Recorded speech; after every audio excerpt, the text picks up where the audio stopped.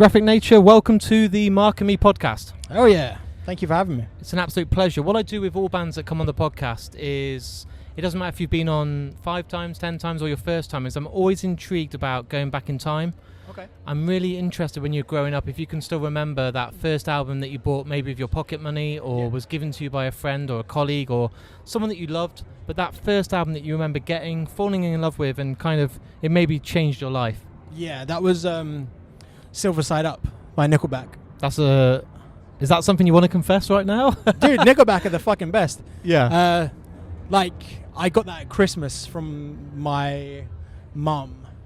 And I think because I was just getting into rock music. Yeah. That album made me start drumming, which then in turn led me to joining bands, and then in turn got me into Graphic Nature doing vocals. So it was the turning point in my life, I think, that album, and I still love it to this day. It's fine. And I was wondering, because live music is such a pinnacle moment for anyone that wants to be in a band. Yeah. I've said it many times now, but my first real experience of live music was Green Day. Okay. I got to see them on their Dookie tour in Wolverhampton, which was mind-blowing, because at that age I just wanted to get home, buy a guitar, dye my hair green. Hell yeah. Became obsessed, which is quite great that we're here today with Green Day headlining. Yeah, man. But I wondered if you could remember that first gig. Was it one that you don't tell people and really it's a guilty pleasure, or is there one that you're really proud of, but that one that maybe you came away that night and thought, that's my dream, that's what I want to do?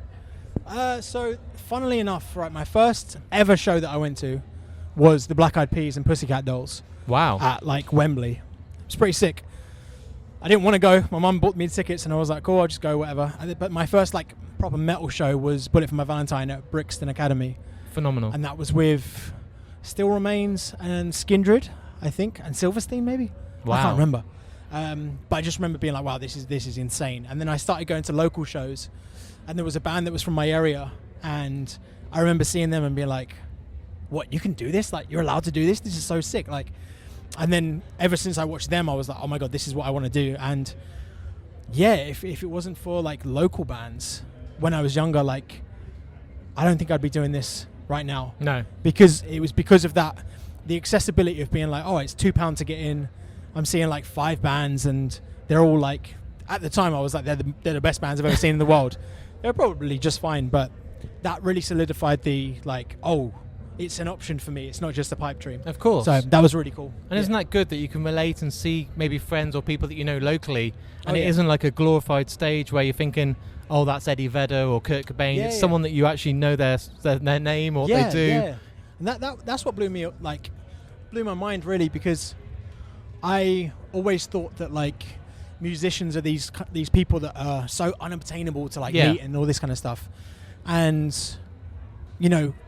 when I was younger, I obviously wanted to speak to local bands as much as I possibly could, because I was just so enamored with the idea of being in a band. But it's kind of passed down through that into me that when I meet people, I genuinely want to chat to them.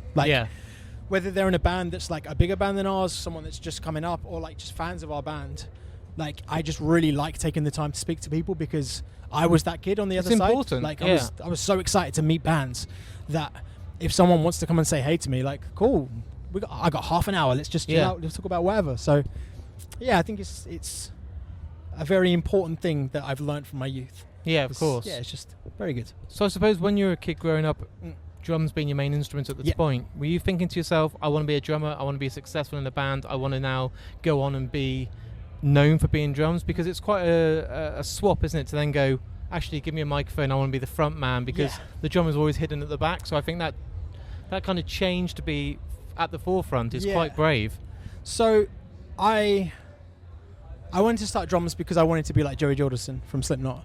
Who doesn't? Yeah, right. Yeah. So unbelievable drummer. I did that. I focused all of my time into playing drums, and then it got to the point where I joined a band, and then other bands had asked me to play drums for them, because no one plays drums. Everyone either wants to be a vocalist or a guitarist or a bassist. Drummers and bassists are rare. So hard to find because no one wants to do it. And then throughout my career of playing drums, which was 15 years of playing drums, I got to the point where my hands started getting issues, and I was like, man, I don't want to stop doing music, and I can't, but at the same time, I need to kind of take a break from this. And I think it was on my old band's last tour, I kept on seeing bands where the bands were so good, but the vocalist just wasn't doing enough, and it annoyed me because I was like, you know, your whole band is doing good, and when you're a frontman, you need to be a fucking this thing. You need to be able to, you know, command the crowd and all this kind of stuff. And I was like, I'm just gonna try it. I'm gonna see how it goes. I'm gonna figure it out. And yeah, now we're here, and it's weird, and I haven't played drums since, but I do miss it a lot. Yeah. And yeah, I would go back to it, even if it was just like a little punk band that we played, like, you know, a 10-cap room or something. It would be cool. Tiny pubs and shit. But do you think that will ever happen then? Do you think there's a bit of you inside that's like, I still need to fulfill drumming live, get out there, do some touring, do stuff, even if it's a side project and fun? Yes, absolutely. Doesn't need a record deal, doesn't need to be achieving festival status. It can just be, I want to fuck about with my mates. Yeah, definitely. Yeah. Yeah, it is. We keep having chats. Me and my old bands keep chatting about like, oh, we should do just get in a room together again and just see what happens. And I think that's the best bit about it. That's the most fun part, is not worrying about record labels or like what's next, like rehearsing for like festival season and stuff, touring. You're just there playing songs, and whether they suck or not is like, no one cares. No, because you're enjoying yourself. You're playing like just fun things. And with a festival like Download, obviously the legacy's huge. Mm-hmm. When you're a kid, you're probably looking at that poster thinking Black Sabbath, System of a Down, Korn, all these amazing bands. When you actually see your name on that poster, is it a real pinch me moment? I just think to myself, like, you must be thinking, I want to frame that, put it everywhere. Like, I've achieved something here that will be in history. You can watch that poster on Google in 10 years and be like, we made it. We did what we wanted. Yeah, that's a really interesting and actually quite, you know, proper way to speak about it. I don't think I appreciate it enough, seeing that thing. Like, if my 14, 15-year-old self could see me now, of course, he would be absolutely losing his mind. But I think for me, I don't know. Everything moves so fast that I never have enough time to really appreciate, like, wow, we've done this. Like, this is really, really cool. And the fact that we're here for a second time, I'm like, yeah, this is really cool. But you must be doing something right to have a second attempt. So. Yeah, I hope so. But who knows? We'll see if we're here in 2 years' time. I've interviewed a lot of bands in my time. It's nearly 9 years, and there's so many different varieties. But I always wonder to get into your mindset and know that when you're at a festival like this, with full respect to you guys, there's a real opportunity to win fans that don't know who you are. Oh, yeah. People buy their ticket for Sleep Token, Green Day, all the big headliners. Yeah. But in the daytime, you're like, let's have a little look around. If someone comes into that tent, Graphic Nature, let's check them out. Do you feel like it's a real good, perfect opportunity to showcase yourself? And hopefully that someone leaves that day going, fuck, I've just discovered a brand new band and they're awesome. Dude, this is exactly how I see festivals. Is like, I'm not worried about like how our own shows do at home, because I know we've got our fans. They come out to all of our shows. They're amazing. But when we're at Download or like Reading and Leeds or overseas, I know that not a lot of people know who we are. So it's like, you almost have to amp up the performance as much as you can to convince these people. And what I love seeing is, because you can kind of see outside of the stage, is seeing these kids like being like, okay, let me just come in. Swarming in. Yeah, dude, oh man, it's so cool. That's what I really love, is just, the ability to play in front of all of these people that may not know who you are. But then at the end of the day, you come around with, people being like, oh my God, that was insane. You're my new favorite band. Like, what the hell, when are you playing my city and all this stuff? So that's beautiful. Yeah, really, really cool. Do you get nervous still? Is there still something inside before the set where you're like, this is big, this is massive, this is a big moment for this band again? Not so much anymore. I get nervous that my voice won't work. I don't know what it is. It's this weird thing that I've got in my head that I'm just like, one day you're just going to step out on stage and it's just not going to work. So I'm always like, your voice goes and you're suddenly, So I always have to, I warm up before I play, but I have to like test, scream and like pump myself up before I play, just to make sure it works.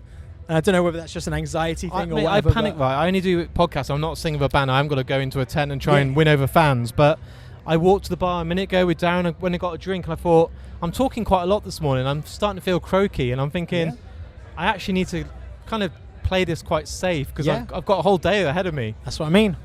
Water, sleep, vocal zone. Vocal zones are pretty good. I've never got on with them. Don't tell me that. They send me them. They're the greatest things of all time. Vocal zone. He likes them. They just didn't work for me. No. I know they work for other people. Honey they just didn't work hot for me. Water. Yes. Old school. Absolutely. Just that. For me, it's just water. Yeah. Just as long as you're hydrated, it works. And don't push. Don't hurt yourself too much. But So when you're here at a festival, do you get to switch off afterwards and go and enjoy some bands, or is it like we need to get home, we've got more stuff, are you able to like wind down and just go, let's go and watch a set from another band and see some friends? So to an extent, so some of my band are heading home today, and then me and my guitarist are staying for the whole weekend. Lovely. I've never seen Sleep Token before, so I'm really excited to watch them. I get to watch Loathe and Static Dress on the main stage tomorrow. Korn, obviously, on Sunday. I couldn't believe, it's no disrespect, but I couldn't believe that Loathe were so low down. I'm like, Loathe are phenomenal. Like they are so good. And I was like, surely that must be a print error, like midday or something. I'm like, you should be like right up there. But dude, saying that, sometimes the earlier slots are better. Yeah. Because later in the day, you've got the higher clashes. Yeah. So, Loathe might be clashing with the Darkness. Yeah, they're two very different bands, but I'm going to go and see the Darkness because I haven't seen them before. So I think playing earlier is better. Like when we played in 23, we played at like 12. Yeah. I think we were the first band on. Wow. And it was incredible. Yeah. So because there's no clashes, there's nothing to mess up your day. So yeah, if you're clashing with Sleep Token or Sex Pistols or something, like good game over. Good luck with that. Yeah. That's gonna be cool. You've never seen Sleep Token live, and the first time you see him is on the main stage headlining Download. Boy. Absolutely. They're gonna blow your mind. Yeah, dude. I'm fully expecting to just witness some craziness. So yeah. What I do now is my final question for you today is, with every band that come on, I ask you to pick a piece of music that means something to you personally. Okay. It doesn't have to be from your own band. Yep. I've asked it to everyone, so Incubus, okay, anyone that's been on, and I ask them all to choose a song that means something to you. Yep. And what will happen is when I edit this podcast, it'll have your music, it'll have our interview, and then you get to choose the little bit of music that goes in between your interviews to the next band.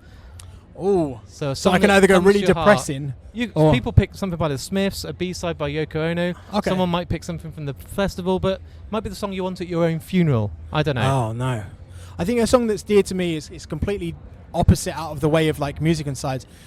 The title screen music from Kingdom Hearts. Wow. It's called Dearly Beloved by Yoko Shimomura, and it is the most beautiful piece of music because it's so serene. Yeah. And you can sleep to it. You can like relax, study to it, whatever you need to do. It is beautiful. I love this because I'm going to interview bands later. They'll be like, can I have Slipknot? Can I have Slayer? Can I have Deftones? Can I have some Kingdom Hearts music? No, we've got some Kingdom Hearts, right? Just nice and vibe. But it's great to have you on the podcast. Oh, dude, thank you so much. I hope you have an amazing weekend. Same. And let's not leave it so long. Come back on. We'll talk about Graphic Nature. Absolutely. For a full episode in the near future. Thank Absolutely. you, dude. Let's do it. Cheers. Nice to meet you, man. Thank you.